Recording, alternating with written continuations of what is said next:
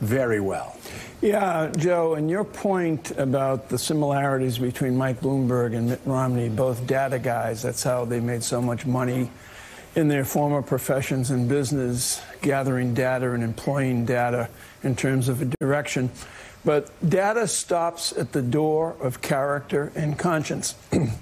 And Mitt has always had both. Sometimes not very much on display, as he would admit to you or to anyone right now. When he was governor of Massachusetts, he cut deals with the Speaker of the House, a Democrat, all the time. He didn't like doing it, but he did it. But the big thing yesterday, Lebo, in watching and listening intently to Mitt Romney on the floor of the United States Senate was the impact that has always been there on him, no matter what he was doing, whether it was in business or in politics, on his faith, his family, and his father. Correct. I think George Romney, the three-term governor of Michigan in the 60s and 70s, Mitt's dad, weighs very heavily on him and has from really the start of his public career. You'll recall that during the presidential campaigns that he ran in 2008 and 2012, he used to always say that he would put the word dad on a piece of paper and put it on the debate lecterns before he would go do his debates, just to remember the example of his dad. And look, he would say now that he didn't always live up to that. And George Romney was remembered, I think more than anything, as someone who did a very unpopular thing inside his party in the 60s, which is to oppose the Vietnam War. He got on the wrong side of Richard Nixon. He got on the wrong side of a lot of Republicans. And look, it took him a long time to recover and to be sort of thought of well by the verdict of history. So, look, Mitt Romney, I think it took him a while. I think this is a late stage of his career that he didn't anticipate having. But I think in some ways he had a chance to rewrite the ending of how he'd be remembered. And that's part of what he did yesterday.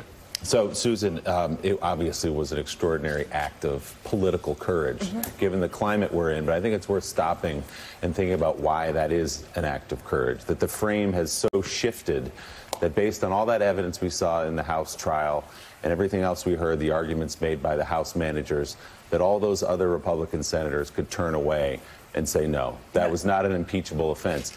It shouldn't be extraordinary. It shouldn't take courage to do what Mitt Romney did. It did. He knows the fallout. He knows what's coming. He already saw yesterday immediately the president's son calling for Mitt Romney to be expelled from the Republican Party. He knows all that. He was comfortable with it, and he went with it because he said he had an obligation to history, to Constitution, to God, and to his children. But I do think it's worth stopping and considering why that is now considered extraordinary, to consider the clear evidence and to vote to convict on one of those articles. Right. As Mitt Romney said, he took an oath to do this job, and he did it. He was pressured to stay on the team, and he said, I am on the team. I'm on Team USA. He gave a speech that when I was listening to it, I was hoping that it would change some minds up there. It was that inspiring. But what I realized was very quickly is that it won't. And it's not only because of the attacks, the Twitter attacks, the president's attacks, and everything that goes on, that he was willing to bear. I think the thing that will probably hurt Romney the most is the people who knew better and are angry at Republicans who are angry at Mitt for being so principled and making them not look good because they weren't. And they have been angry at him several times since he came into the Senate. This one is going to stick with them. And that's what's really so sad and unfortunate, is that they can't just admit their failings, is that they are angry at Mitt Romney for standing up for what was right. Well, you know, I spoke with somebody close to Mitt yesterday, really close, who said that one of his biggest concerns was he didn't want to put people that he worked with, who he had great respect for and who he genuinely liked, his colleagues, he didn't want to put them in a bad position, but he knew that he had no choice. He had to do what he had to do, and so he did it. But also, for a lot of people around Mitt Romney, when you ask him, well, how concerned is Mitt? He's concerned, but at the same time, he's only saying on the floor of the Senate what every other, or almost every other Republican is saying alone at night about Donald Trump, or to friends at night when the cameras are turned off and the microphones are away, Mika. I mean, Mitt Romney really is speaking more for the Republicans in the Senate, what they truly believe, than Donald Trump. They were just too scared to say it when the lights were turned on in the Senate, when the cameras were on, when the microphones could pick up their voice and broadcast. Everything he was saying was so basic and fact-based, but for some reason, given the climate, it was stunning to hear. A conservative writer, Windsor Mann, writes this, quote, Romney did the unthinkable.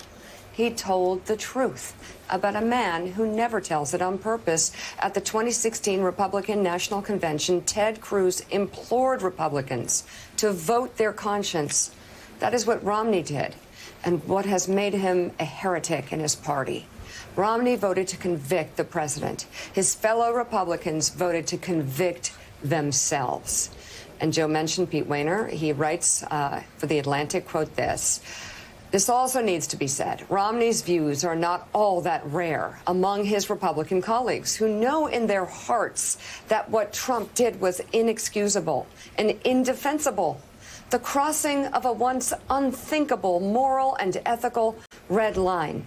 Had a Democratic president done the same, it would easily have cleared their bar for impeachment and removal from office.